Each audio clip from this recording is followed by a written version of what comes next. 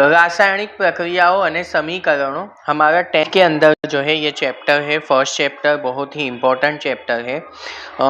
इसके अंदर हम देखेंगे कि भाई क्या है संयोगीकरण प्रक्रिया, क्या है विघटन प्रक्रिया, क्या है, ठीक है।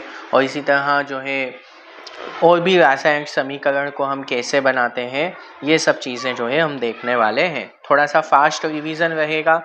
चलो देखो, सबसे पहले जो है एग्जाम में तुमको क्वेश्चन पूछ सकता है कि रोजिंदा जीवन में थती रासायनिक प्रक्रियाओं। अपनी आसपास रोजिंदा जीवन में कई कई रासायनिक प्रक्रियाओं थाय छे। तो आपने खबर ज छे कि उनाळा में ओरडाना तापमाने दूध जल्दी बगड़ी जाए छे, ठीक है। आ एक रासायनिक प्रक्रिया है। तेवी ज रीते तमे जोयुं हशे कि खास करीने वसंत ऋतु में, ठीक है, वरसादनी ऋतु में लोखंडनी वस्तुओं जेम के तवा के तपेला कई पण लोखंडनी वस्तुओं एना पर काट लागे छे, ठीक है। खोराकनुं रंधावुं ए पण एक रासायनिक प्रक्रिया है। अने तमारा शरीर में खोराकनुं पाचन थवुं ए पण एक रासायनिक प्रक्रिया है।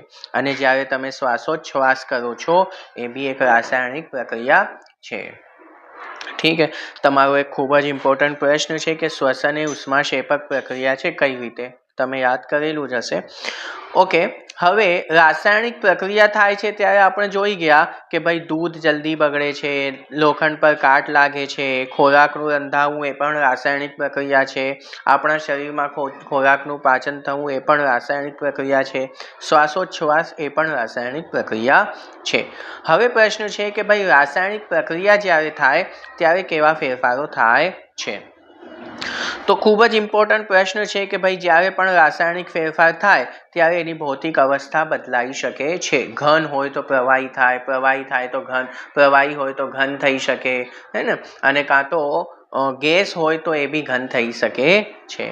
अने बीजुं छे कि ज्यारे रासायनिक प्रक्रिया थाय छे त्यारे एनुं रंग परिवर्तन पण थई शके, अने अमुक वायुओ उत्पन्न थाय छे, अने आपणा तापमानमां पण फेरफार थाय छे। तो खास ध्यान राखजो, ज्यारे पण तमने पूछाय कि भाई रासायनिक प्रक्रिया थाय त्यारे केवा फेरफार थाय छे, तो एनी अवस्था बदलाय, रंग बदलाय, वायु उत्पन्न थाय अने तापमानमां फेरफार थाय। हवे आगळ छे कि भाई रासायनिक समीकरण, ठीक है। तो रासायनिक समीकरण कई रीते लखाय छे। तो जो रासायनिक समीकरण लखती वखते तमने आ जे एरो देखाय छे एनी आ साइड, ठीक है, आपणे शुं लखीए छीए, बोलो प्रक्रियको। प्रक्रियक एटले के भाई जेना उपर प्रक्रिया थई छे, अने एनी आ जे साइड छे अहींया आपणे निपजो लखीए छीए।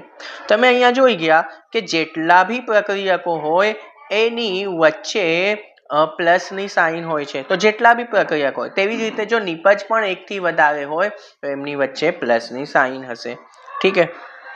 तो प्रक्रियको अहींया, निपज अहींया मळशे, अने प्रक्रियक अने निपजनी वच्चे तीरनुं निशान होय छे, ठीक है। अहींया एक वात लखवानी रही गई छे कि जो आ जेटला भी कॉम्पोनंट्स छे अहींया ए गैस होय तो जी लखाय, ठीक है।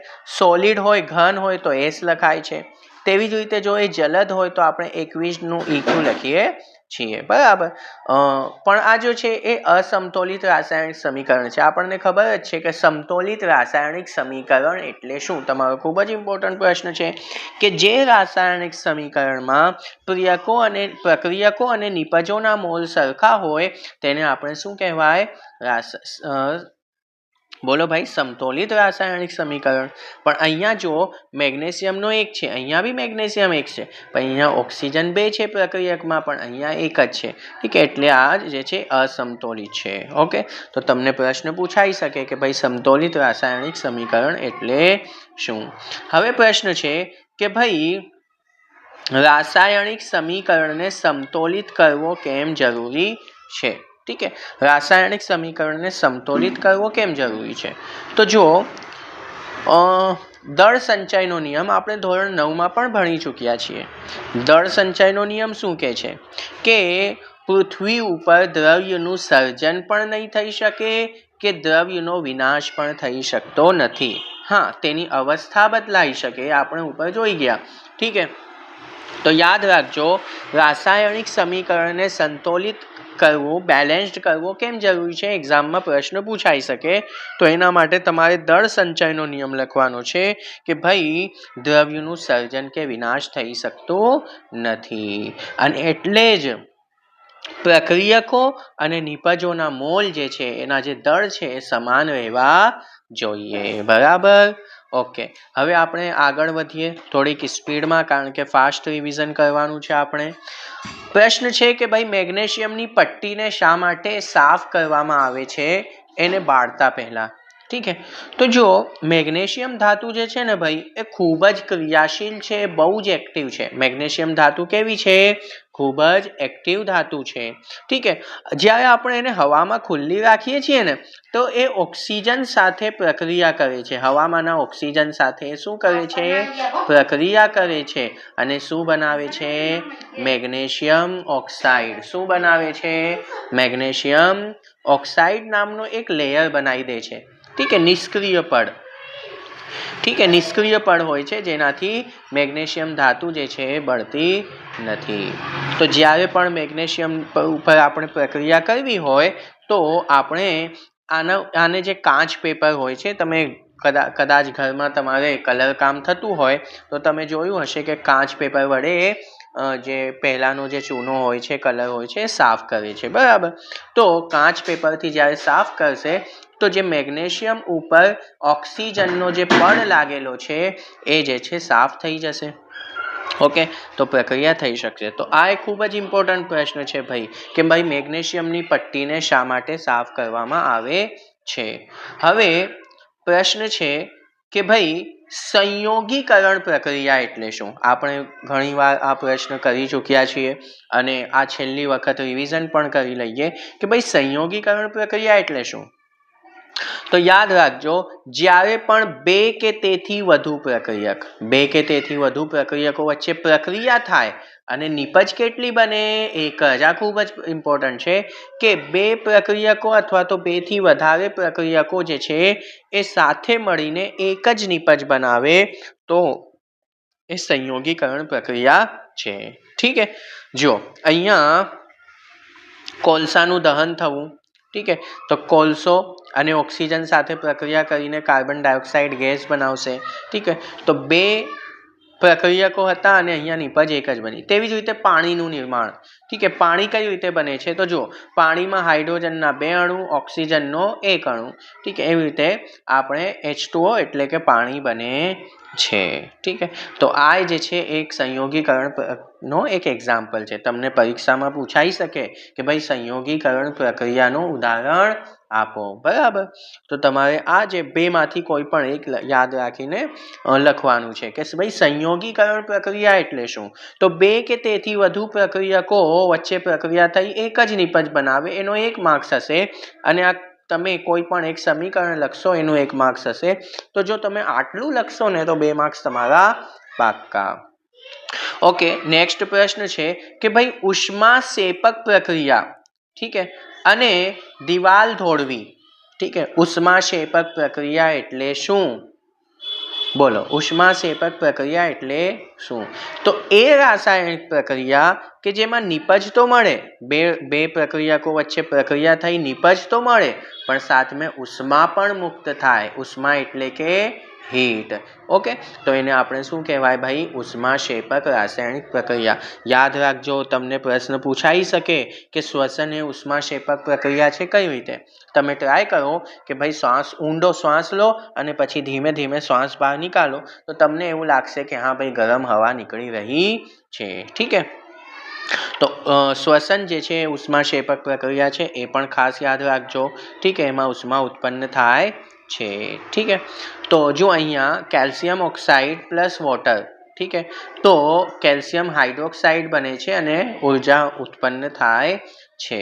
ઠીક છે, આપણે ચૂનો જે છે કેલ્શિયમ ઓક્સાઇડ એને પાણીમાં નાખીએ તો તમને ખબર જ હશે ભાઈ, કોઈને ત્યાં ચૂનો થયો હોય તો તમે જોયું હશે કે ભાઈ ત્યાંથી ધુમાડો નીકળે છે અને પછી એ ચૂનો બને છે. ઠીક છે, ઓકે. અને અહીંયા બીજું જો ખૂબ જ અગત્યનું લખેલું છે કે ભાઈ કેલ્શિયમ હાઇડ્રોક્સાઇડ જે છે એ હવામાં કાર્બન ડાયોક્સાઇડ હોય છે ને 0.03% સમથિંગ, ઠીક છે, એની સાથે પ્રક્રિયા કરીને કેલ્શિયમ કાર્બોનેટ બનાવે છે, ઠીક છે, જેનાથી દિવાલ પર ચમક આવે છે. તો તમારે આ સમીકરણ પણ જે છે એ યાદ રાખવું પડશે.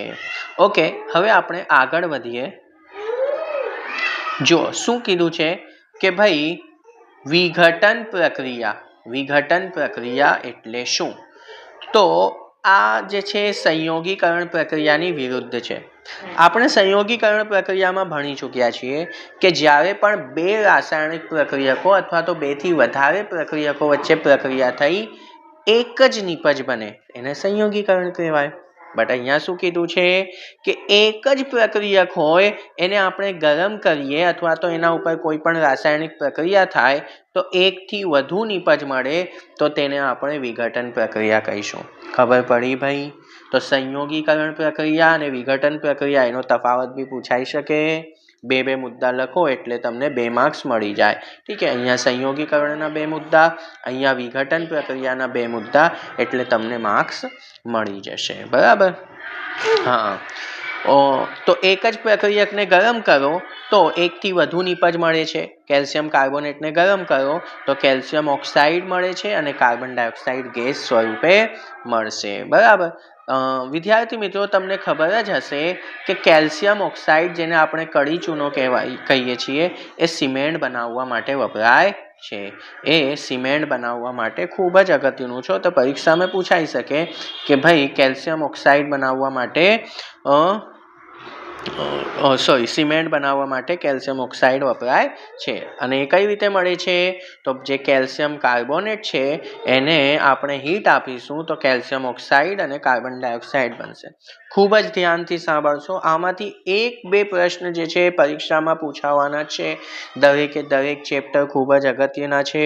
તમે ધ્યાનથી વાંચશો, લખવાની પ્રેક્ટિસ કરશો.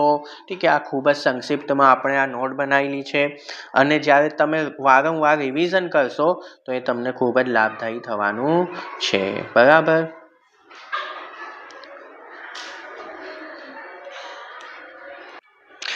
ઓકે, હવે આપણે આગળ વધીએ. તો અહીંયા આપણને એવું કીધું છે કે ભાઈ પાણીનું વિદ્યુત વિભાજન. હા, આ બી ખૂબ જ અગત્યનો પ્રશ્ન છે કે ભાઈ ઇલેક્ટ્રોલિસિસ ઓફ વોટર. ઠીક છે, પરીક્ષામાં આમાંથી એક પ્રશ્ન પૂછાય છે કે ભાઈ પાણીનો વિદ્યુત વિભાજન કરીએ તો એમાં હાઇડ્રોજનના 2 ભાગ અને 1 ભાગ ઓક્સિજન મળે છે. એવું કેમ? તો જો પાણીનું અણુસૂત્ર છે H2O. ઠીક છે, તેમાં 2 ભાગ હાઇડ્રોજન હોય છે અને 1 ભાગ ઓક્સિજન હોય છે.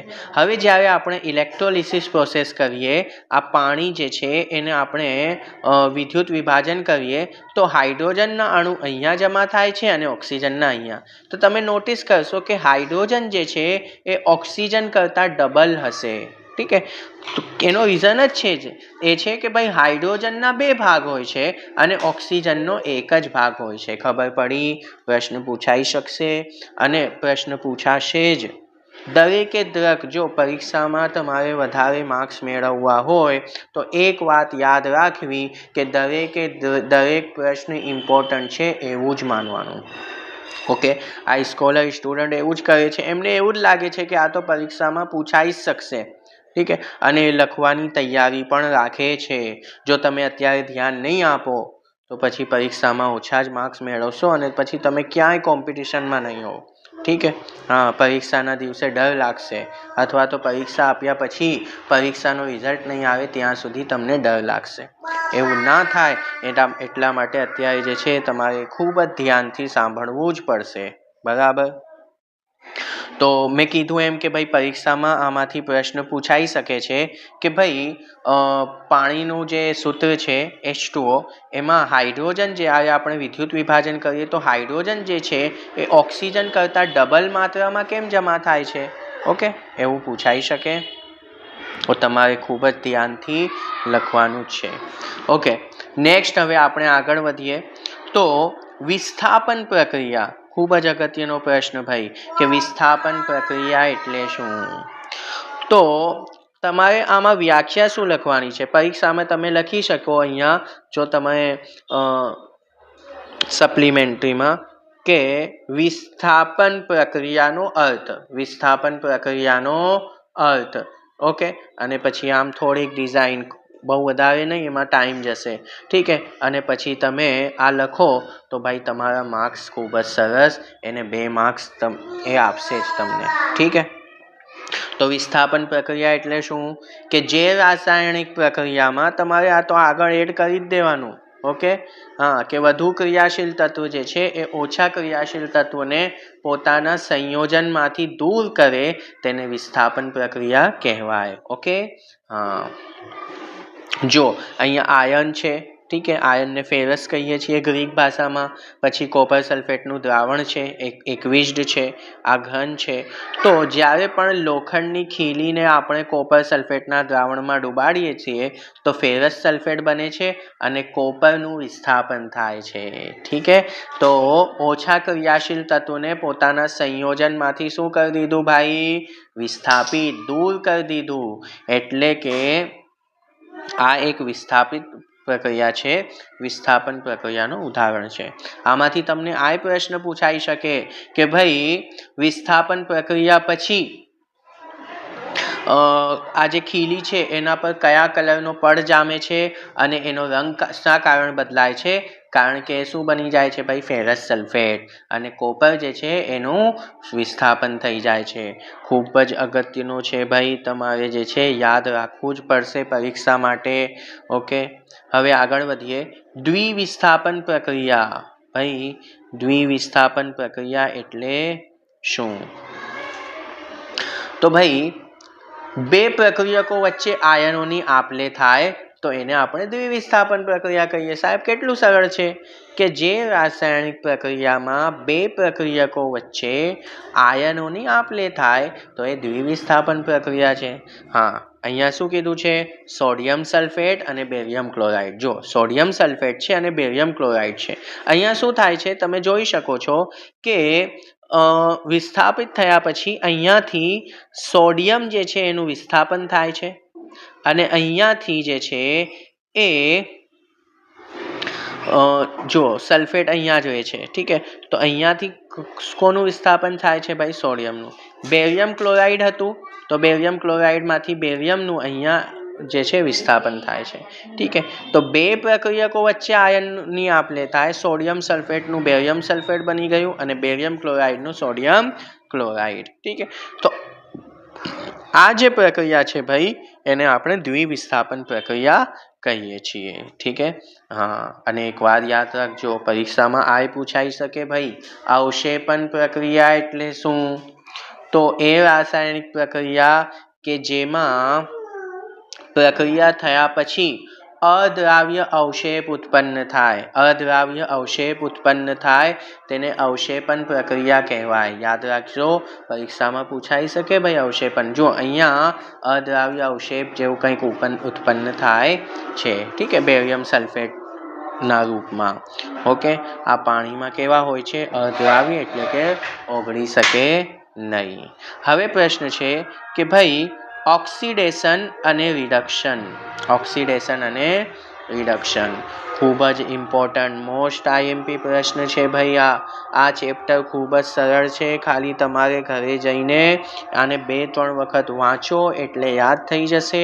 સરળ ચેપ્ટરને ક્યારેય જે છે એ સ્કીપ કરતા નહીં. એમાંથી વધારે માર્ક્સનું પૂછાય છે અને પછી તમે લખીને સારા માર્ક્સ પણ મેળવી શકશો. હવે અહીંયા છે કે ઓક્સિડેશન એટલે શું અને રિડક્શન એટલે શું? તો બેટા જે રાસાયણિક પ્રક્રિયામાં પ્રક્રિયક ઓક્સિજન મેળવે અથવા તો હાઇડ્રોજન ગુમાવે. ઠીક છે, ઓક્સિજન મેળવે અથવા હાઇડ્રોજન ગુમાવે તેને આપણે ઓક્સિડેશન પ્રક્રિયા કહીશું. અજાન થાય છે ત્યાં સુધી આપણે થોભીએ.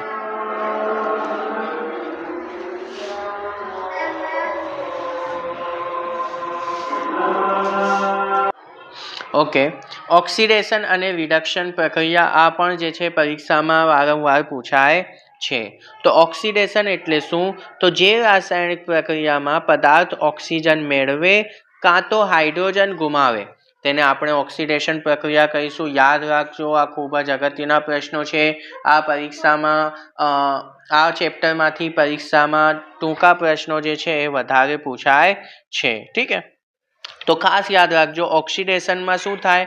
ઓક્સિજન મેળવે અથવા તો હાઇડ્રોજન ગુમાવે. જો અહીંયા ખૂબ જ સરસ જે છે એક સમીકરણ આપેલું છે કે કાર્બન એ ઓક્સિજન સાથે પ્રક્રિયા કરીને કાર્બન ડાયોક્સાઇડ બનાવે છે. ઠીક છે, તેવી જ રીતે અહીંયા રિડક્શનનું પણ એક ઉદાહરણ છે ખૂબ જ સરસ કે જે રાસાયણિક પ્રક્રિયામાં આનાથી ઉલટું ઓક્સિજન ગુમાવે પદાર્થ અથવા તો હાઇડ્રોજન મેળવે, તો આપણે તેને શું કહીશું? બોલો. તો એને આપણે રિડક્શન કહીશું. અહીંયા જો કેટલું સરળ સમીકરણ છે કે કેલ્શિયમ ઓક્સાઇડ જે છે એ હાઇડ્રોજન સાથે પ્રક્રિયા કરીને કેલ્શિયમ કોપર અલગ કરે છે અને પાણી H2O બનાવે છે. ઠીક છે, તો અહીંયા જે છે કોપર ઓક્સાઇડમાંથી ઓક્સિજનનું શું થઈ ગયું ભાઈ? બોલો, છૂટું પડી ગયું, વિસ્થાપન થઈ ગયું. ખૂબ જ સરળ છે, યાદ રાખજો, પરીક્ષામાં પૂછાશે, લખજો અને ખૂબ જ સારા માર્ક્સ મેળવજો. ઠીક છે, હવે આપણું થોડુંક જ આજનું રહી ગયું છે. ખૂબ જ સરળ પ્રશ્ન છે કે ભાઈ રેડોક્સ પ્રક્રિયા એટલે શું? Okay, redox. હવે અત્યારે આપણે ઓક્સિડેશન અને રિડક્શન ભણી ગયા. હવે રેડોક્સ પ્રક્રિયા પણ પૂછાયું છે કે જ્યારે ઓક્સિડેશન અને રિડક્શન એક સાથે થતું હોય. ખબર પડી? જે રાસાયણિક પ્રક્રિયામાં ઓક્સિડેશન અને રિડક્શન એક સાથે થતું હોય. હવે સાહેબ ઓક્સિજન એટલે શું? તો એક પદાર્થ ઓક્સિજન મેળવે કાં તો હાઇડ્રોજન ગુમાવે. ઠીક છે, ઓક્સિજન મેળવે કાં તો હાઇડ્રોજન ગુમાવે. અને તેવી જ રીતે જે બીજો પદાર્થ છે એ ઓક્સિજન ગુમાવે કાં તો હાઇડ્રોજન મેળવે, તેને આપણે રેડોક્સ પ્રક્રિયા કહીશું. ખૂબ જ સરળ છે, પરીક્ષામાં લખવા માટે 1 મિનિટમાં યાદ થઈ જાય કે જે રાસાયણિક પ્રક્રિયામાં પદાર્થ ઓક્સિજન મેળવે એક પદાર્થ કાં તો હાઇડ્રોજન ગુમાવે અથવા તો બીજો પદાર્થ ઓક્સિજન ગુમાવે કાં તો હાઇડ્રોજન મેળવે.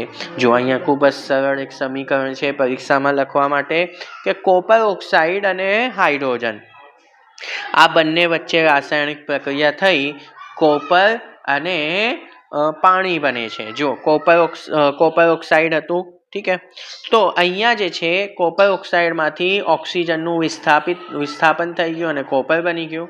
તેવી જ રીતે હાઇડ્રોજન હતું, એને ઓક્સિજન મળી ગયું. ઠીક છે, તો આને આપણે રેડોક્સ પ્રક્રિયા કહીશું. પરીક્ષા માટે સમીકરણ ખૂબ જ અગત્યના છે, એનો 1 માર્ક્સ હોય છે.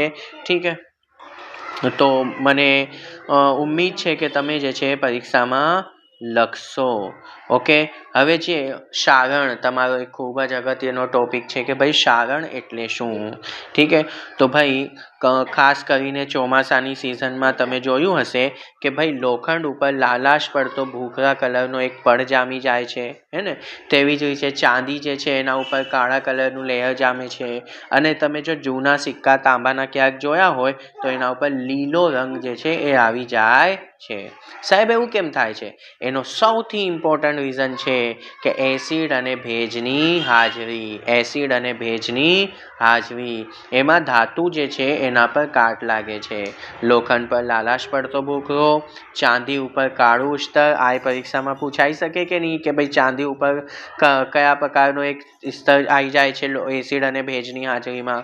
તેવી જ રીતે તાંબા ઉપર લીલા રંગનો એક લેયર આવી જાય છે. તો પરીક્ષામાં એ પણ પૂછાઈ શકે કે સાહેબ સારણ અટકાવવા માટે શું કરવું પડે? તો ભાઈ જુઓ, સારણ અટકાવવા માટે તમે ગેલ્વેનાઇઝેશન કરી શકો. ઠીક છે, અને તેવી જ રીતે તમે કલર કરી શકો છો અથવા તો એને ઓઇલ લગાવી શકો. ઓઇલ જે છે એના દ્વારા પણ તમે કલર જે છે અટકાવી શકો, કાટ લાગતો અટકાવી શકો. ઓઇલ, ગેલ્વેનાઇઝેશન કરી દો અથવા તો ગ્રીસ લગાવી દો. ઠીક છે, આ જે 4-5 મુદ્દા છે તમે ધાતુ સારણ અટકાવવા માટે કરી શકો છો. ઠીક છે, અને તેવી જ રીતે ખૂબ જ ઇમ્પોર્ટન્ટ પ્રશ્ન આજનો કે સાહેબ આ ખોરાપણું એટલે શું? રેન્સિડિટી એટલે શું? ઠીક છે, જો કોઈ પણ તેલવાળો અથવા ચરબીવાળો ખોરાક હોય, ઠીક છે, એ ઓક્સિડેશન થાય છે, ઓક્સિજન સાથે મળે છે અને એનાથી એની 2 વસ્તુઓ બદલાય. એક તો એનો સ્વાદ પણ બદલાય છે અને બીજો છે એનો ગંધ. સ્વાદ અને ગંધ બદલાઈ જાય છે. કયા પ્રકારની? તો તેલ અથવા ચરબીવાળો જે ખોરાક હોય એનાથી. ઠીક છે. તો સાહેબ આ ખોરાપણું અટકાવવા માટે શું કરી શકીએ આપણે? તમે ક્યારેક જોયું હશે કે તમારે ઘરે કોઈ કોપરું જૂનું 1-2 મહિનાથી કોપરું પડેલ હોય, અથવા તો તમે ખાસ કરીને રેની સિઝનમાં જ્યારે તમે વેફર્સ લાવ્યા હોય ને રાત્રે અડધી ખાઈને મૂકો, બીજા દિવસે સવારે તમે જ્યારે જુઓ તો એનો જે સ્વાદ છે એકદમ બદલાયેલું હશે. ઓકે, એનો રીઝન જ એ છે કે કોઈ પણ તેલી અથવા ચરબીવાળો જે ખોરાક હોય છે ને એનું ઓક્સિડેશન થઈ જાય છે, એનાથી એની સ્વાદ અને ગંધ બદલાઈ જાય છે.